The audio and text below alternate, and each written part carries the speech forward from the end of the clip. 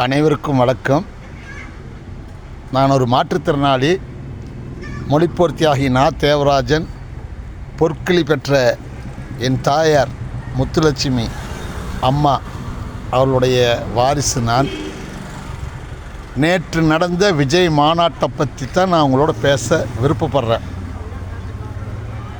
மாநாடு சக்ஸஸ். விஜய் நீ சக்ஸஸா? இல்லையே. ஒன்று தெளிவாக கவனிக்காது விட்ட. கடைக்கோடியில் இருக்கிற தமிழன் கூட உளவார்ந்த விஷயத்தை அப்படியே யோசிக்கிறவன். 4000 ஆண்டுகளுக்கு முன்னாடி இரும்பை கண்டுபிடிச்ச கீழடி அகழ்வாராய்ச்சியில் தெரிஞ்ச விஷயத்த நீ யாரை எதிரிப்பட்ட மாதிரியும் பேசிகிட்டு இருக்கிறியோ அந்த மோடி அரசாங்கம். நீ ஏன்னோ மக்களுக்கு பெருசாக செஞ்சுட்ட, நான் அதெல்லாம் பண்ண போகிறேன், கொள்கை ரீதியாக ஒரு அரசியல் ரீதியாக ஒரு அரசியல். நீ என்ன சொல்கிற? நீ யாருன்னு உனக்கு தெரியுமா? நீ ரேம்போல் நடந்து இல்லை, உனக்கு முன்னாடி ரேம்போல் நடந்தவ யாருன்னு உனக்கு தெரியுமா? ஒரு சிங்கு. யார் அவன்? XYW என்னென்னமோ சொல்கிறானுங்க. ஒய் ஸ்காட் என்ன ஒய் அது என்னமோ சொல்கிறானுங்க. நான் ஒரு சாமியாருங்கிறனால அதை எனக்கு கொஞ்சம் விளக்கம் பத்தல. மத்திய அரசு உனக்காக கொடுக்கப்பட்ட ஒரு விஷயம், உங்களுக்காக கொடுக்கப்பட்ட ஒரு விஷயம். நீ நேற்று பேசுனதுக்கு மோடி அரசாங்க உனக்கு ஆதரிக்காது இருந்தால் இந்நேரம் அந்த அதிகாரத்தை நீக்கி அந்த பாதுகாப்பு துறையை இந்நேரம் டெல்லி கூப்பிட்டுருப்பார். தமிழன் யார் தெரியுமா? தற்குறி அல்ல. அதற்கு நீயே ஒரு விதிவிலக்கு. நீயே சொல்கிற, யோசிக்கிற, என்னங்கிற கதை. நான் ஒரு சிங்கம் அப்படி என்னமோ சொல்கிற, கதை சொல்கிற, அதை நாங்கள் கேட்குறோம். நான் உனக்கு ஒரு கதை சொல்கிறேன். நான் ஒரு சாமியாராக இருந்து உனக்கு கதை சொல்கிறேன். நீ யாருன்னு உனக்கு தெரியுமா? நீ எவ்வளோ ஆள்பட்டுருக்கிற, எவ்வளோ சிக்கல் இருக்கிறன்னு உனக்கு கதை சொல்லிட்டா? யாருடைய அசைன்மெண்ட்டில் நீ இருக்கிறேன்னு நான் சொல்லிட்டா? அமித்ஷா மோடியினுடைய அசஸ்மெண்ட்டில் நீ இருக்க. நீ திமுக மறைமுக கூட்டணி அப்படிங்கிற. நீ அண்ணா போட்டாவும் எம்ஜிஆர் போட்டாவும் போட்டு மாநாட்டில் வச்சு இல்லை, நீ வைக்க சொன்னவன் டெல்லியில் இருக்கிறான். ஏன் தெரியுமா? எடப்பாடி மேலே கேஸ் இருக்கு. நீ அதிமுக ஓட்ட நீ வாங்கு. நீ தான் அடுத்த அதிமுகவினுடைய எடப்பாடிக்கு பதிலாக உன்னை நாங்கள் கொண்டாந்து வைப்பா அப்படின்னு அவன் சொன்னதுனால தான் இந்த மாநாட்டு செலவுலேருந்து நீ செலவு பண்ணல சாமி. கூட சக நடிகராக நடிச்சிட்ருக்கிற அஜித் செஞ்சதை சாதாரணமாக காஞ்சனா 3-2 படம் எடுத்த லாகவாரான் செஞ்சதை கூட நீ செய்யலைப்பா. நல்லா புரிஞ்சுக்க. நீ யாருன்னு தமிழ்நாட்டு மக்களுக்கு தெரியும். ஏன் என் ஊடக நண்பர் வேல்முருகன் ஆகட்டும், நம்ம பிரியன் ஆகட்டும், இவங்கெல்லாம் ஏன் அந்த உண்மையை தெரியும். எங்களுக்கெல்லாம் ஏன் சொல்ல மறுக்கிறாங்கன்னு எனக்கு தெரியல. என்ன நடக்க போகுதுன்னு எங்களுக்கு தெரியும். அதாவது திமுக காரனுக்கு நல்லாவே தெரியும் நீ யாருங்கிறது எங்களுக்கு தெரிஞ்சு போச்சு. நீ என்ன தெரியுமா அழகாக சொல்கிற? நாங்கள்லாம் தமிழ்லாம் முட்டாளெல்லாம் கிடையாது. கொள்கை ரீதியாக நாங்கள் யாரும் ஏற்றுக்க மாட்டோம். எங்களுக்குன்னு ஒரு தனி கொள்கை. கரெக்ட். ஏன்னா பாரதிய ஜனதா கூட நீ கூட்டணி வைக்கிறதுக்கு அவங்க கொள்கை வேறு, எங்கள் கொள்கை வேலை. அந்த கொள்கையை நாங்கள் ஏற்றுக்க மாட்டோம், ஆனால் கூட்டணி வைப்போம். அரசியல் ரீதியாக எனக்கு திமுக எதிரிங்கிற. என்ன அரசியல் ரீதியாக திமுக எதிரி? பெரியார் படத்தை போட்டிருக்கிறேன், அண்ணா படத்தை போட்டிருக்கிறேன், எம்ஜிஆர் படத்தை போட்டிருக்கிறேன். அவனுடைய அரசியலைத்தானே நீ இந்த தமிழ்நாட்டில் செய்யறேன்னு இல்லை, செய்ய வைக்கிறாங்க. உனக்கு ஆப்புத்தான். மாநிலம் நீ பார்த்துருப்பேன்னு நினைக்கிற. என்ன சிக்கலில் நீ சிக்கினின்னு எனக்கு தெரியாது. ஒரே ஒரு கேள்வி ஒருத்தன் கேட்டான். ரோடு ராய்ஸ் கார் அதற்கு உன்னால் வடி கட்ட முடிஞ்சுதா? இன்றைக்கி மாநாட்டுக்கு செலவு கொடுக்குற. நீ கொடுக்கல, கொடுத்தவன் வேற ஒருத்தன். நான் தான் அழகாக அப்படியே முன்னாடி பேசினப்போ சொன்னல, உனக்கு முன்னாடி ரேம்போவில் நடந்தவன் YZ+ அப்படிங்கிறவன் போய் பார்த்தா. பொட்டி வச்சுட்டு போனேன், சூட்கேஸ் வச்சுட்டு போனேன். எவ்வளோ கேவலம் தெரியுமா? உன்னுடைய சக ரசிகர்கள் உன்னை பார்க்க முடியலை. மக்களை சந்திக்காத எவனுமே முதலமைச்சராக வர முடியாது. ஸ்டாலின் தெரியுமா எத்தனை கிலோமீட்டர் நடந்திருக்கிறார் தெரியுமா? ஒரு நாள் நான் காலையில் நான் ஒரு டிரைவர், இப்போ மாற்றுத்திறனாலே நான் ஒரு டிரைவர், அரவக்குறிச்சி வழியாக வந்துட்டுருக்கிறேன். மேம்பாலத்துக்கு கீழே நடந்து யாருக்கும் பயமில்லாத கையை கொடுத்துட்டு வர்றார், ஒவ்வொரு உறுப்பினருக்கும் கையை கொடுத்துட்டு வர்றார்.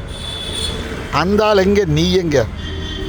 இன்னைக்கு கூட எடப்பாடி வந்து மேலே நின்று பேசுகிறார். ஆனால் எடப்பாடியெல்லாம் என் வீட்லேயே வந்து ஓட்டு கேட்டுக்கிறார். திருச்செங்கோடு நாடாளுமன்ற தொகுதிக்கு வந்து தேர்தல் நின்னப்போ என் வீட்டுக்கு வந்திருக்கிறாரு. ஏன்னா என்னுடைய தந்தையார் வந்து மொழிப்போர் தியாகி. 1967 சிவீரில் வந்து கலைஞரை கூட்டிகிட்டு வந்து கலைஞரே வந்து நான் தேவராஜன் பரமத்தி சமூகன் அப்படின்னு கூப்பிட்ற அளவுக்கு தான் நாங்கள் இருந்தோம். ஆனால் இன்றைக்கி தெரியல, ஸ்டாலினை போய் சந்திச்சதே கிடையாது.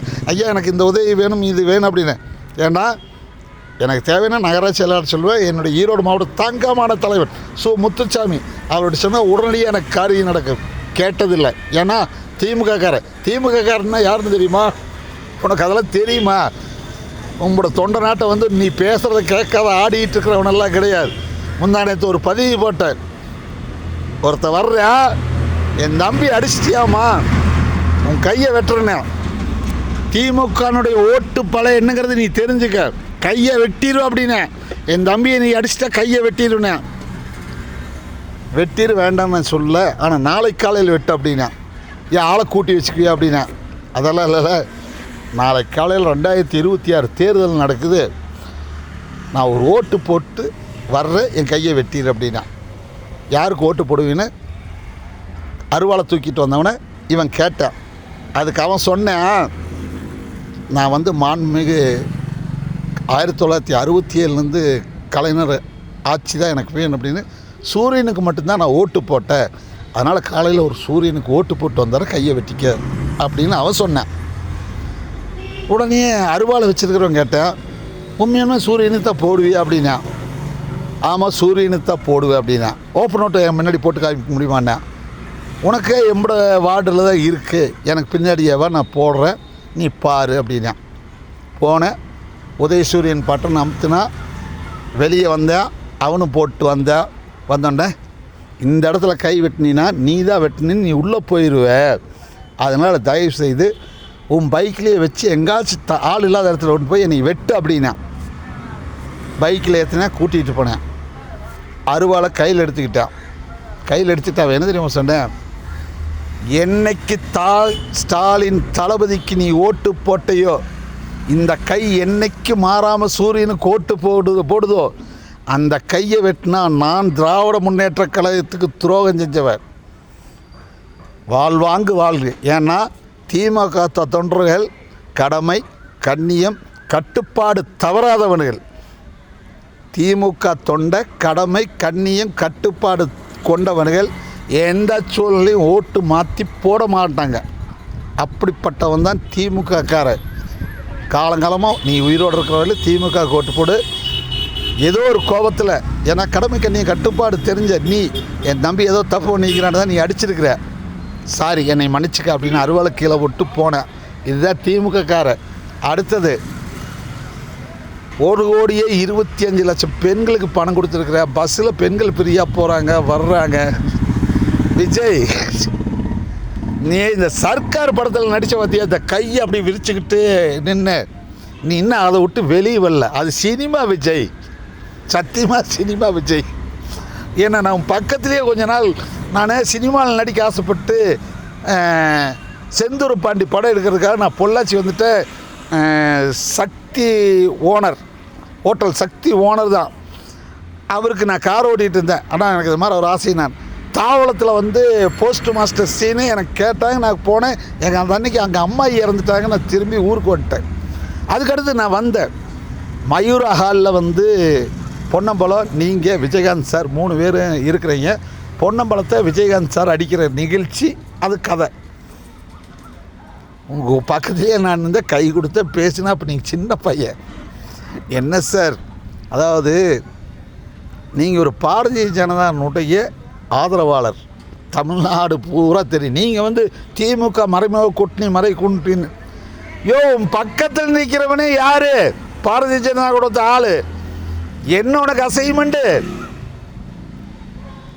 அதிமுகவை உடைச்சாச்சு, அதற்கு ஒரு தலைவர் வேணும். ஏன்னா அடுத்து எடப்பாடி பிடிச்சி உள்ளே போட்டுருவாங்க, உன்னை தூக்கி உள்ளே போட்டுருவாங்க. உன்னை தூக்கி உள்ளே உடனே ஜெயிலுக்குள்ளே ஓட்டுறாங்க. அதிமுக தொண்டனுக்கு நீ தான் தலைவுங்கிற மாற சித்தரிக்கிறாங்க.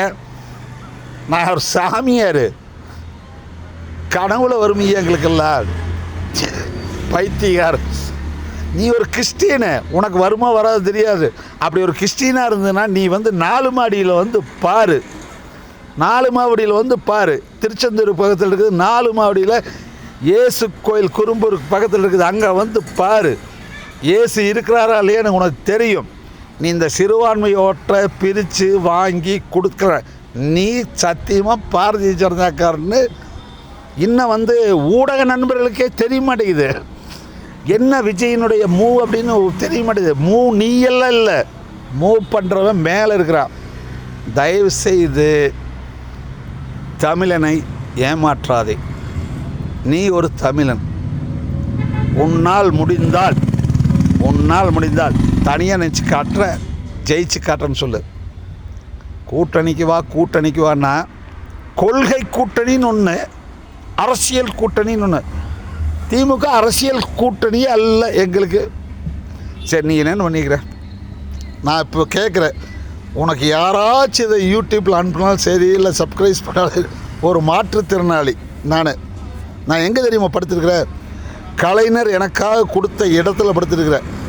இந்த இடத்துக்கு நேராக ஏத்தாப்புல என்ன தெரியுமா இருக்குது? வேணா பார்.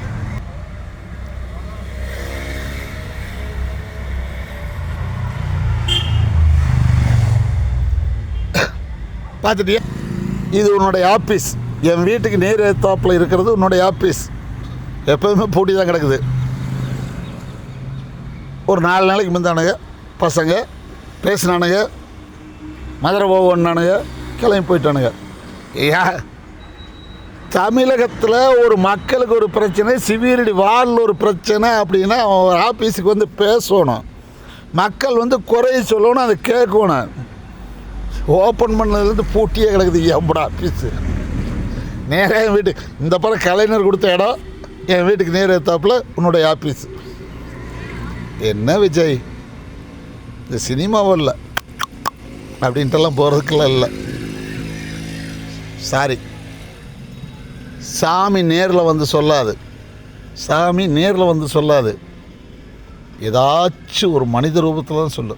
அப்படி சாமி நேரில் வந்து சொல்கிற மாதிரி இருந்தால் கம்ப்யூட்டர் இருந்திருக்காது, கரண்ட் இருந்திருக்காது, என்ன ஃப்ளைட் இருந்திருக்காது, வான்வெளி ஆராய்ச்சி இருந்திருக்காது, உங்கள் கையில் இருக்கிற நீ செல்ஃபோன் இருந்திருக்காது. இது எல்லாம் யார் படைச்சான்னு கேட்டிங்கன்னா, சாமி ஒரு மனுஷனை மனித ரூபமாக அனுப்பிச்சு, இதெல்லாம் மனிதனுக்கு தேவை, இது உன்னால் தான் முடியும்னு சொல்லி அனுப்பிச்சதுனால தான் இத்தனை விஞ்ஞான உலகம் நமக்கு கிடச்சிருக்கு. என் தலைவன் வந்து சாமி கும்பிட மாட்டார், ஸ்டாலின்லாம் சாமி கும்பிட மாட்டார். ஏன்னா அவருக்கு அதில் நம்பிக்கை இல்லை. ஆனால் என்ன சொல்கிறாருன்னா, சாமி பேரை வச்சு ஏமாற்றிங்க, சாமி இல்லைன்னு நான் சொல்ல மாட்டேன்னு அதையும் சொல்லுவார். சாமி பேரை வச்சா. ஆனால் துர்கா அம்மா சாமி நல்லா கும்பிடுவாங்க. அவங்க பொண்ணு சபரீஸ்வரன் எல்லாமே அடிக்கடி திருச்செந்தூர் வருவாங்க, நான் பார்த்துருக்குறேன், கும்பிடுவாங்க. கனிமொழி அம்மாட்ட கூட நான் டைரெக்டாக போய் காரை நிறுத்தியே பேசியிருக்கிறேன். அதே மாதிரி என் மாவட்டம் ஈரோடு சிவகிரியில் தீரன் சின்னமலை சிலை இருக்குது, அங்கேயும் கனிமொழி அம்மா வந்திருக்கிறாங்க. அதற்காகவே நான் மெனக்கட்டு திருச்செந்தூர்லேருந்து வந்து அந்த அம்மாவை வரவேற்று அங்கே வந்து அவங்க நான் பேசினேன். உங்கள் என்ன உதவி வேணாலும் வந்து கேளுங்க அப்படின்னாங்க. ஆனால் இன்னைக்கு நான் கேட்கல. ஏன்னா என் தலைவனுக்கு தெரியும், நாம் கேட்கக்கூடாது. நீங்கள் என்ன திட்டம் வச்சுருக்கிறனப்போ, நான் மாற்றுத்திறனாளிக்கு தாய்மார்களுக்கு என்ன இன்னைக்கு நீயே செஞ்சீங்க, வந்தால் செய்வேன்னா அரசாங்க காசு எடுத்து செய்வீங்க, உன் சொந்த காசில் என்னையே செஞ்சீங்க, மாநாடு நடத்துனீங்க, எத்தனை பேர் மயங்குழுந்தான், ஒருத்தர் செத்தே போனேன். என்ன விஜய், நான் கேட்குற கேள்விக்கு உன்னால் பதிலே சொல்ல முடியாது. ஏன்னா நான்லாம் சாமியாக மாறி எத்தனை நிருபர்களுடைய நேர்பட பேசு, ஆயுத எழுத்து எல்லாத்தையும் பார்க்குறேன். ஆனால் எல்லாத்துக்கும் ஒன்று. இப்போ கூட சமயத்தில் ஒரு 10 நிமிஷத்துக்கு முன்னாடி ஷாம் அவர் பேசினார். அவர் கூட நீங்கள் வந்து ஒரு பாரதிய ஜனதா புல்லுருவின்னு அவர் சொல்லலை. உங்களுக்கு என்ன கூட்டம் வந்தது என்ன அதெல்லாம் சாதாரண. ஐயா 234 தொகுதியா, நான் சாதாரணமாக சொல்கிறேன். 234 தொகுதி, தொகுதிக்கு 5000 பேர். உன் தொண்டை எவ்வளவு? தொகுதிக்கு 5000 பேர் வேண்டாம், 10,000 பேர் வச்சு கேத்துங்க. 3-4 லட்சம் பேர். மதுரை என்ன சாதாரண சிட்டியா? மதுரை என்ன சாதாரண என்ன ஈரோடு கொடுமுடி சிவகிரி மறையா? அவனுக்கு பொழுதுபோக்கு என்டர்டைன்மெண்ட்டு. ஏன்னா உன்னை பார்த்ததில்லை, அதுக்காக வந்திருப்பானுங்க. அது ஓட்டா மாறுன்னு நீ கனவுலையும் நினைக்க வேண்டாம். புரியுதா? என்னை போன்ற மிகப்பெரிய அரசியல் தீவிரவாதிகள், விஜய் நீ நம்பி இருக்கிறது சாமியார் தான். திராவிட கழகத்திலையும் சாமியார் இருக்கிறாங்க. அதை நல்லா புரிஞ்சுக்க. இதை புரியாதையெல்லாம் இருக்கக்கூடாது. ஏன்னா எனக்கு 61 வருஷம் ஆயிடுச்சு, உனக்கு 51 வயசு, 10 வருஷம் கிளைவேன். ஏன்னா நான் பக்கத்தில் நின்று படம் ஷூட்டிங்க்கே நான் வந்து கேட்டிருக்கிறேன். அப்போ நான் உனக்கு கையும் கொடுத்துருக்குறேன். அதனால் நேரில் வேணாலும் பேசலாம், ஒன்றும் அதில் நோ ப்ராப்ளம். நான் நேரில் பேசலாம். நீ ஒன்றும் கலைமானி விருவாதம் வாங்கலாம், என்ன வேணாலும் வாங்கலாம், படத்தில் நான் நடிக்க மாட்டான்னு சொல்லலாம். ஏன்னா நீ நடித்து சம்பாதிக்காத பணத்தை நடிக்க வேண்டான்னு சொல்லி கொடுத்த பணமே அதிகம். இப்போ திமுககார நோட்டில் வந்து ஐ பெரியசாமி அவர் வீட்டில் வந்து ரைடு, துரைமுருகன் வீட்டில் ரைடு. இதைத்தான் அவன் செய்ய முடியும். உங்களோட வீட்டில் எவனாச்சும் ரைடு செஞ்சானா? நீ யார்? நீ என்ன? ரோட் ராய்ஸ் கார் வாங்கின, அதற்கு கூட உன்னால் வந்து இந்தியாவுடைய வரியை நீ கட்டாத ஏற்றவன். புரியுதா? அஜித்தப்பார் ஈரோட்டில் ஜவுளி கடையில் வேலைக்கு எனக்கு நல்லா தெரியும். நான் ஈரோட்டுக்காரன். ஜவுளி கடையில் வேலைக்கு இருந்தாலும் எனக்கு தெரியும். அவனுடைய நண்பன் பாய் என்ன, அவனை எனக்கு தெரியும். எத்தனை ஏழைகளுக்கு 50 வீடு கட்டி கொடுத்துருக்கா. சினிமா துறையை சேர்ந்தவர்களுக்கு 50 வீடு கிட்ட. நீங்கள் சொல்ல முடியாது. ஒன்றும் வேண்டாம். வர்றப்போகிற 2026 தேர்தலுக்குள்ள உனக்காக உழைச்சவனுக்கு ஒரு கிராமத்தை தத்தெடுத்து நீ செஞ்சு காட்டு பார்க்கலாம். ஒரு கிராமத்தை நீ தத்தெடு, செஞ்சு காட்டு பார்க்கலாம். விஜயங்கில் முடியுமா விஜயங்கில்? ஏன்னா நீ பணத்தை சேர்த்து பழகினவன். இதுக்கு நான் ஒரு சின்ன உதாரணம் சொல்லிட்டா, நான் ரொம்ப வணங்கினது யார் தெரியுமா? சிவாஜி கணேசன். எனக்கு சிவாஜின்னா ரொம்ப உசுறு. அதற்கு முன்னாடி வந்து கலைஞர். ஏன்னா எங்கள் அப்பா அம்மாவோட நான் பிறந்ததுனால கலைஞர். 1983, 84, 89 இருக்குன்னு நினைக்கிறேன். அப்போது நான் வந்து முப்பெரும் விழா, அண்ணா அறிவாலய திறப்பு விழா, அண்ணா அறிவாலய திறப்பு விழா, பெரியார்னுடைய 100ஆண்டு விழாவோ ஏதோ ஒன்று, மொத்தம் அண்ணா செப்டம்பர் 5ஆம் தேதி. போகிறேன் ஐயா, எல்லாம் பண்ணுறேன். என்னங்க போய் எல்லாம் பார்த்தா ஸ்டாலின் ஐயா வந்து ஒயிட் அண்ட் ஒயிட்டு கொடியை பிடிச்சிக்கிட்டாரு. அந்த பிறகு டி ராஜேந்திரன், எஸ் சந்திர, சென்னை அண்ணா சாலையிலேருந்து நாங்கள் அப்படியே எங்கள் 50 பேர் போயிருந்தோம் லாரி எடுத்துக்கிட்டு. அப்படியே எடுத்துக்கிட்டு அவரோடவே நாங்கள் நடக்கிறோம். அப்போ கனிமொழி அம்மாவும் சுப்புலட்சுமி அம்மாவும், அது எந்த இடம்னு தெரியல, மேல் மாடியில் நின்று எங்களுக்கு கை கட்டுறாங்க. நான் ஸ்டாலின் ஐயாவோட தான் வந்ததுக்கப்புறம் டாக்டர் ராமதாஸ் வந்து அன்னைக்கு தான் கட்சியை உருவாக்குறார். மாமண்டூர் அது அந்த பிளாஸு பாலத்தை வந்து வெடி வச்சு தாரிச்சிட்டாங்க. 3 பேர்த்த கொல்றாங்க. அது என் கண்ணு முன்னாடியே நான் பார்த்தேன். போலீஸ் சொல்கிறாங்க.